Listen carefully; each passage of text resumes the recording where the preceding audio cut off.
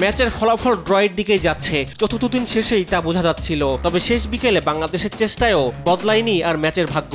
ফলে ভেন্যু গলে সময় হিসাবে 12 বছর, ম্যাচ হিসেবে 26 আর 1337 রানের লড়াইয়ের শেষটা দেখল ড্র দিয়ে।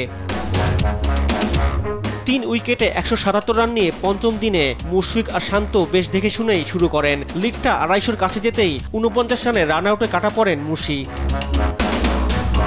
তাতেই গলের আকাশ ভেঙে আসে বৃষ্টি। 2 ঘন্টারও বেশি সময় বন্ধ খেলা মাঠে গড়ালে থারিন্দুর দুর্দান্ত টার্নে আউট হন লিটন। দ্রুত রান তোলার তারায় স্টাম্পিংয়ের শিকার হন জাকের আলী অনিকো।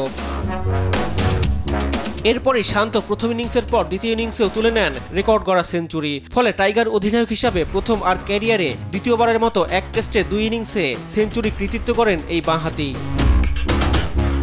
শেষ পর্যন্ত 6 উইকেটে 285 রানে দ্বিতীয় ইনিংস ঘোষণা করে বাংলাদেশ। শান্ত 125 রানে অপরাজিত থাকেন। লিড দাঁড়ায় 295 রানের।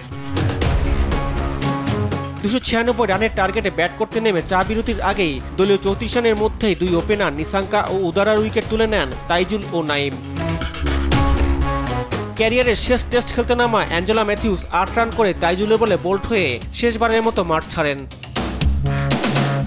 এরপর দিনেশ চান্দিমাল তাইজুলের বলে বোল্ড হলে 48 রানে চতুর্থ উইকেট হারিয়ে চাপে পড়ে যায় লঙ্কানরা। এরপর চেষ্টা করেও আর চাপ বাড়ানো না গেলে দিনের খেলা 6 ওভার বাকি থাকতেই ম্যাচ ড্র মেনে নেয় দু দলই।